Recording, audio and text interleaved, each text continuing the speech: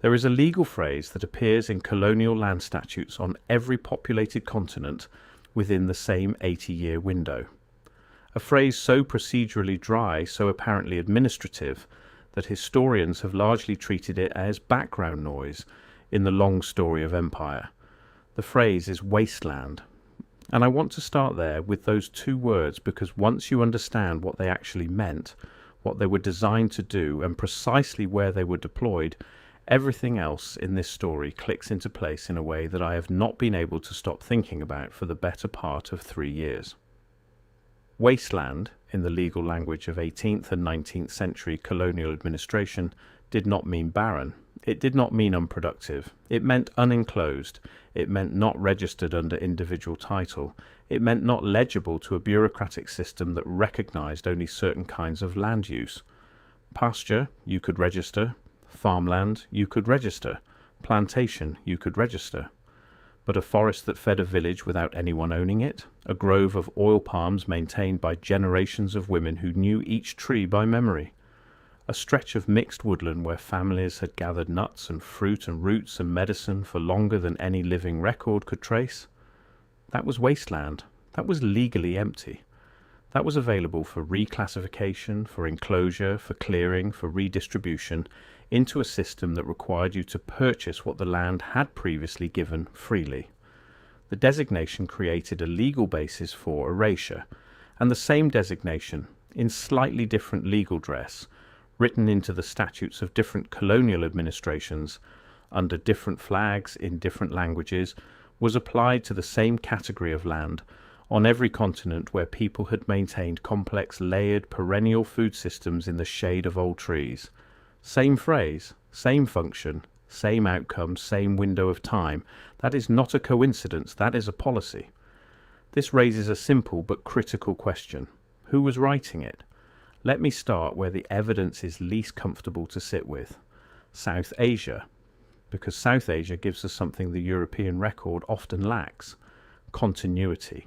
There are temple records in the state of Karnataka in southern India that document forest management systems in unbroken written sequence going back to the 6th century of the Common Era.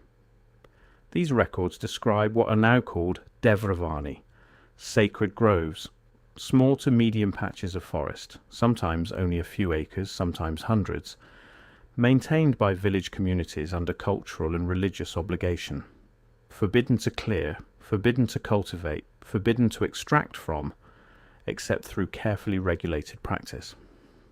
What grew inside them? Useful species. Timber trees, yes, but also fruit trees, nut trees, medicinal plants, water-retaining plants, soil-building plants arranged in vertical layers from ground cover to canopy in configurations that modern permaculture designers spend years trying to replicate, intentionally. The sacred designation in practice functioned as protection. You did not clear a devravani because doing so carried cultural consequences far more immediate than any legal sanction. The forest was maintained not through government enforcement but through something much older and in many ways more durable. The understanding that the forest and the community were in an ongoing relationship, that the trees were, in a sense, owed something, that taking without reciprocation would cost you more than the taking was ever worth. By the most conservative estimates, India contained somewhere between 100,000 and 150,000 functioning sacred groves at the time of serious British colonial penetration in the late 18th century. By Indian independence in 1947, the number had fallen to under 15,000. Most of those remaining are degraded. Many are functionally gone, even if technically still designated. The British colonial administration did not target them specifically. It did not need to. The wasteland doctrine was sufficient. Once a grove lost its legal standing under traditional land management structures, once the community's right to it was undermined by a new cadastral system that did not recognize collective custodianship as ownership, it simply became available. The clearing did not require a directive. It required only the removal of the structure that had prevented it for 1,000 years. And here's the strangest part. What was lost was not just trees. It was a living library. Generations of observational knowledge about which species to plant at which elevation, which plants rebuilt depleted soil, which combinations of root systems held water through monsoon failure, which trees produced reliably at altitude and which could not. Knowledge that existed nowhere in writing. Knowledge kept alive exclusively in the practice of maintaining the groves and in the memory of the people who tended them. When the grove went, the knowledge went. No botanical catalogue, no colonial survey, no seed collection in the world was equipped to replace it. The specimen and the understanding of the specimen are not the same thing. The pattern repeats with unsettling precision. Now move west, to the continent that, for the purposes of the official historical timeline, presents perhaps the greatest problem: West Africa. Because West Africa does not fit the story of food forests as anomaly, as regional curiosity, as something that existed only in pockets. In West Africa you can still find, if you know where to look, fragments of what was once a continental system. The shea parklands, an enormous swathe of agricultural land stretching across the semi-arid Sudano-Sahel zone from Senegal to Ethiopia, interspersed with shea trees, Vitellaria paradoxa, that were not planted by any living person or their great-grandparents or their great-grandparents' grandparents. Trees that are 200, 300, in some documented cases 400 years old. Trees that were deliberately selected for and maintained across many human generations. Trees that farmers plough around rather than through because the understanding that the tree is worth more standing than cleared has remained embedded in practice, even where the deeper reasoning for that understanding has faded. The shea tree is extraordinarily productive. Its fat is edible, medicinal, cosmetically valuable, and stable enough to function as a major trade commodity across vast distances. But it does not occur naturally in the densities found in West African parklands. Those densities are the result of deliberate human choice, replicated and transmitted across generations. What the Sudano-Sahel parklands represent is a food and resource system maintained at regional scale, not through intensive management, but through intergenerational convention. You do not clear these trees because your father did not clear them and your grandfather's grandfather did not clear them. And there is a reason for that which reaches back further than any single memory can hold. Colonial land administrators in the 19th century encountered the shea parklands repeatedly. Their surveys noted the anomalous density of useful trees. Some of their botanical cataloguers expressed genuine admiration. And then, systematically, over the course of colonial land tenure reform across the Sahel and Sudan zones, the legal protections that had maintained those parklands were withdrawn. Not by torching the trees were largely left standing. The destruction was more surgical than that. It was applied to the conventions that governed them. Once the intergenerational obligation was broken, once the cultural machinery that transmitted the understanding of why you do not clear the shea tree was disrupted, the system began to collapse in slow motion. It is still collapsing. The trees are still largely there. They are simply not being replaced. When a tree that is 300 years old is not being replaced by the generation farming around it, you do not see the loss yet. You see it in 300 years, by which point, of course, what was once a managed system looks like natural decline. That is a very sophisticated way to erase something. You do not torch the records, you break the chain of transmission, and you wait. This raises a simple but critical question. Was that break always accidental? Let me go somewhere that should settle this argument and doesn't. Australia, because Australia presents a case so thoroughly documented and so thoroughly suppressed in the mainstream telling of agricultural history that I genuinely struggle to characterize the omission as anything other than deliberate. Aboriginal Australians managed their continent for at minimum 50,000 years. The tools they used were fire, water management, selective harvesting, seed dispersal, and soil amendment practices that produced what early European settlers staggeringly and consistently described using one word: parkland. Open, grassy woodland with abundant game, accessible water, and food plants in quantities that appeared to the observers almost unnatural in their convenience. William Dawes, one of the earliest scientific observers of the Sydney region, wrote in 1791 that the woodland country around Parramatta had every appearance of having been managed over a long period by persons who understood the needs of large travelling groups. He did not know how to say what he was seeing. He reached for the language of management of design and then apparently thought better of it. His original draft survives, the correction survives. A man who saw a managed landscape correctly identified it and then revised his own observation to match the official framing that no such management existed. The crossing out is still visible on the page. The food system he was looking at included yam daisies maintained across vast areas through selective burning and harvesting cycles. Macadamia stands occurring in densities inconsistent with random seeding. Cycad groves managed for their nutritional starch, water management earthworks, some of which are now being rediscovered through LiDAR survey and ground-penetrating radar, that indicate irrigation and wetland cultivation systems at a scale the official history of pre-contact Australia has never accommodated. The dispossession of Aboriginal peoples from this landscape through the 19th century was implemented directly under the wasteland doctrine.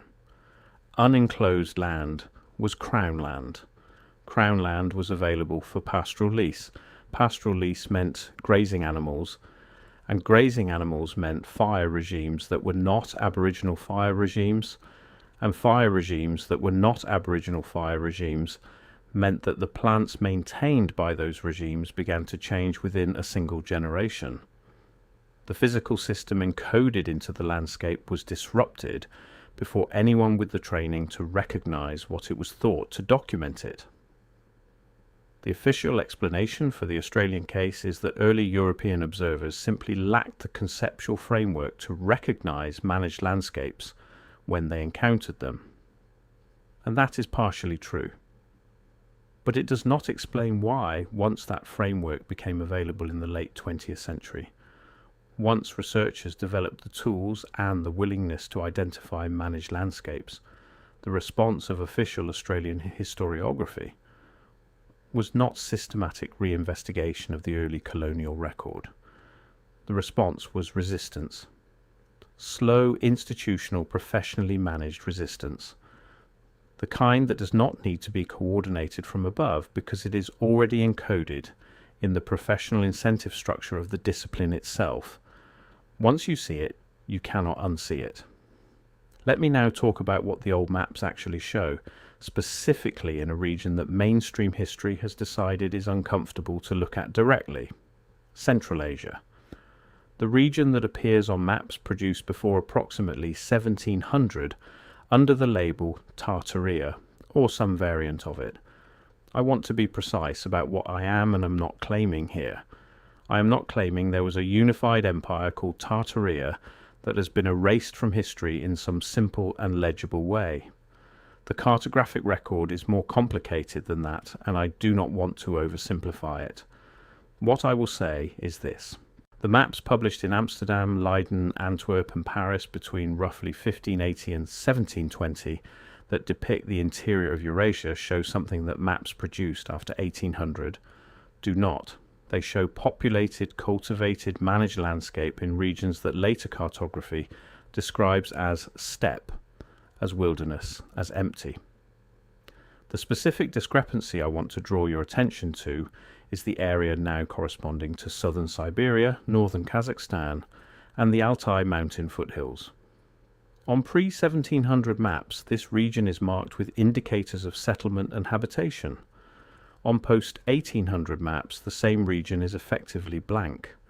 The standard explanation is that the earlier maps were wrong, that the Amsterdam cartographers were filling in blank space with imagined civilization, producing decorative fiction for paying clients who wanted their maps to look full. And that is the official explanation. But here is where the official explanation collapses. Archaeological surveys conducted in the Altai region through the 20th century, Russian, Soviet and post-Soviet fieldwork have found evidence of substantial settled populations in exactly the regions the pre-1700 maps marked as inhabited. The Pazyryk culture, the Afanasyevo, cultures that maintained horses, maintained long-distance trade networks, and maintained managed landscapes. Pollen cores taken from lake sediments in the Altai foothills contain evidence of species assemblages that require deliberate planting and active tending, species that do not appear in those concentrations in natural forest succession. Pollen cores do not lie about what was growing.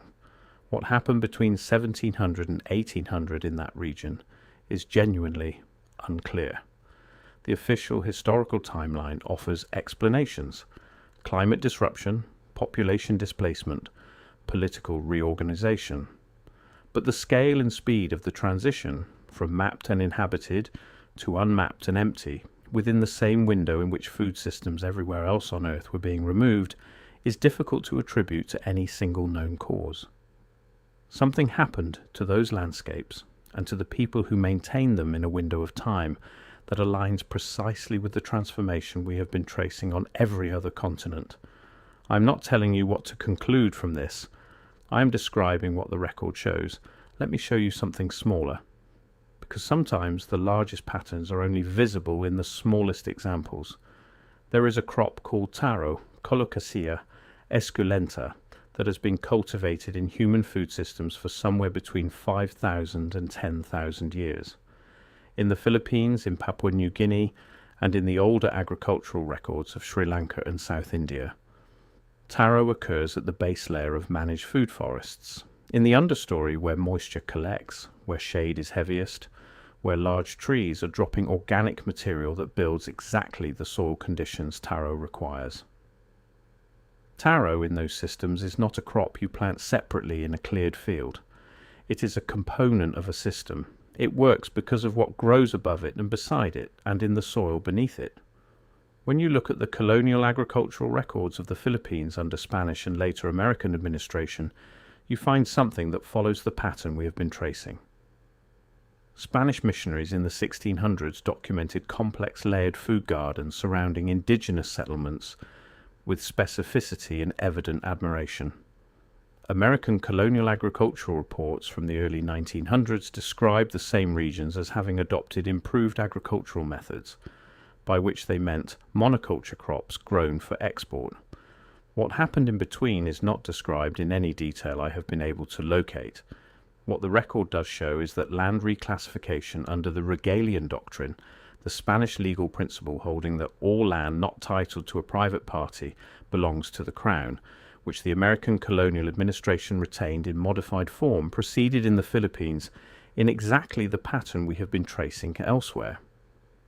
Managed multi-layer food systems not legible to cadastral title became legally available for reclassification. The reclassification created the foundation for conversion. The conversion happened. The same mechanism, the same result, a different ocean, a different flag, the same window of time. Here is the coordination problem stated plainly, because I think it needs to be stated plainly. Between roughly 1780 and 1900, the British Empire, the French colonial administration, the Spanish Crown, the American government, the Dutch colonial administration, the Russian imperial administration, the Meiji Japanese government, and several other political entities, each implemented land tenure reforms that in practice dismantled common forest food systems and converted them to legally titled monoculture agriculture. These administrations were not cooperating in any documented sense. They were in several cases actively competing for territory and influence. They shared no single policy document, no coordinating body, no known channel of direct communication about land management philosophy, and yet they all did the same thing to the same category of land within the same century. The standard historical explanation is the diffusion of liberal property rights theory outward from European intellectual centres, Locke, Blackstone, the physiocrats. And that explanation is not entirely wrong. Ideas do travel, but here is what that explanation cannot accommodate. Ideas travel slowly. Ideas get debated, modified, resisted, reinterpreted. Across the years, it takes them to reach distant administrations. They do not produce synchronized implementation across competing political systems on opposite sides of the planet within the same decade. The British Forest Act in India in 1878. The French land reforms in Algeria in 1881. The American land tenure restructuring in Pacific territories through the 1880s. The Russian Imperial Forest Reserve designations in 1888. These were not responses to the same intellectual moments circulating through journals and correspondences. The synchronization is too tight. The geography is too wide. Something was organizing this. Whether that organizing force was ideological, institutional, or something we do not have clean language for, I cannot tell you with certainty. But the coordination happened. The pattern is in the record, and the official explanation breaks here. There is one more thing I want to address, because it is the piece of this I have found most personally difficult to sit with. It concerns not what was cleared, but what was preserved in its place.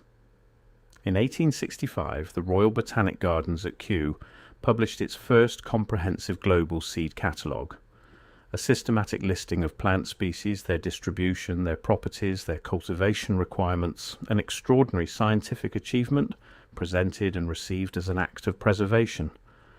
By 1900, the network of imperial botanical stations, Kew's outposts in India, the Botanical Garden in Singapore, the stations in the Caribbean and South Africa and Java, constituted something that looked, from a certain angle, like a global conservation effort. What it actually was is more precise than that. It was a rationalization system. The botanical gardens collected specimens, classified them, extracted and replicated the ones with commercial potential, and distributed those commercially valuable species into monoculture plantation systems under colonial administration. Rubber, extracted from Amazon forest systems where it had evolved in relationship with hundreds of companion species. Cinchona bark, extracted from Andean polyculture. Tea, lifted from mixed South Asian forest gardens. Each species isolated, replicated and installed in monoculture at scale. The commercial species were preserved. The systems that produced them were cleared. Kew did not catalogue what a Kandyan forest garden in the highlands of Sri Lanka was doing with 27 species across 5 vertical layers to maintain soil moisture through the dry season without irrigation. It catalogued the cinnamon. It catalogued the nutmeg.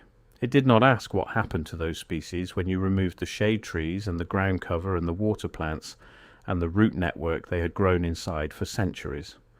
The answer, which anyone who tried it quickly discovered, was that they became dependent. They required fertilizer, irrigation, pesticide, consistent labor inputs. They became costly to maintain without support. They became purchasable.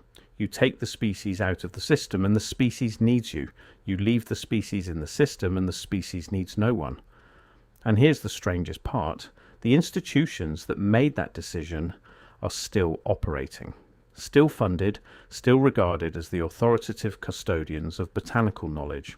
The papers they didn't write are not in any archive. The knowledge they chose not to preserve is not catalogued anywhere. You cannot go to Kew and look up what was deliberately omitted. You can only notice carefully and slowly by looking at what is there and what should be there and is not, that the gap is too consistent to be accidental. The silence in the record is its own kind of document. I want to say something directly to you, whoever is watching this. There is a number I cannot make sense of within the official framework. In 1800, somewhere between 30% and 40% of the caloric intake of rural populations across what are now classified as developing nations came from common forest land. From gathering, from foraging, from harvesting food trees that no one planted and no one owned. Within 100 years, that figure had dropped below 5% in most of those same regions. The decline was not driven by crop failure. The crops were producing. The decline was driven by enclosure, by the progressive elimination through legal mechanism of the category of food that is free. The architecture is visible now if you know to look for it. A world in which your food grows in a forest you can walk into is a world in which you are not fully dependent on the market. Not fully dependent on supply chains, seed companies, transportation networks, or any of the systems through which food and with food compliance can be administered at scale. A world in which the forest feeds you is a world in which you are, in the most basic material sense, harder to govern. The food forests were not cleared because they were inefficient. The evidence for this is now comprehensive enough that no serious agricultural ecologist maintains that argument. Perennial polyculture food systems produce more calories per acre than annual monoculture across every climatic zone where they have been rigorously studied. They require less labour once established. They build soil rather than depleting it. They manage water without external infrastructure. They do not require purchased inputs after the initial planting period. They are, by every metric that matters to the people eating from them, superior. The only metric on which they fail is administrative legibility. You cannot easily tax a forest that no one owns. You cannot monitor a food supply distributed across 1,000 separate locations, each slightly different, each requiring local knowledge to harvest efficiently. You cannot sell seeds to people who harvest seeds from trees their grandparents planted. You can only administer a food system you can see, measure, and price. A forest that feeds people without your permission is not an agricultural problem. It is a governance problem. And governance problems require solutions. The solution had a name: waste land. There is one question left, and it does not resolve. Somewhere in the Kandyan highlands of Sri Lanka, in forest fragments that were never fully converted to tea plantation, researchers from the University of Perennial have documented home gardens that are, by internal botanical evidence, somewhere between 300 and 500 years old. Gardens maintained continuously in the same location by communities whose relationship with those specific trees is old enough that no living person remembers the planting. That exist in living memory as having always been there. Within those gardens, species combinations occur that agricultural scientists confirm provide a complete range of micronutrients that annual monoculture systematically fails to deliver without supplementation, without fortification, without the support of any modern food infrastructure. Those gardens exist. There are people in them. The chain of transmission in those places was not broken. And there are places like them on every continent. Not many, not enough. But the knowledge in some of those places survived. Fragmentary, dispersed, held in small communities, whose continuity the enclosures never fully reached, alive in the practice of people who were never completely erased. In those places something still grows that the wasteland doctrine was designed to remove. Something still grows that no botanical garden thought to catalogue, because cataloguing it would have required acknowledging what it was and what its existence implied. I have spent a long time with this, longer than I would recommend to anyone who values their sleep, and here is where I keep arriving. Not as a conclusion, because there is no conclusion available to me. As the question that does not go away when morning comes: what would it take to plant what was lost? Not replicate it. You cannot replicate something that took 1,000 years to grow. But the trees are still available, the species still exist. The knowledge, scattered and partial and in some places only a generation away from permanent disappearance, is still accessible in fragments. Not all of it, not enough of it, but some. A chestnut tree planted today will feed someone in 40 years without anyone doing anything at all, without purchased inputs, without centralized administration, without anyone's permission. Every year we do not plant it is a year we have chosen, or had the choice made for us so long ago that we have forgotten a choice was ever involved to remain inside the system that the wasteland doctrine built. The forests were there. The system was there. The knowledge was there. And within the space of a single human lifetime, across every populated continent on Earth, under legal frameworks deployed simultaneously by administrations that were not supposed to be coordinating, it was gone. Find me a natural explanation for that. Find me an official one. I'll be here.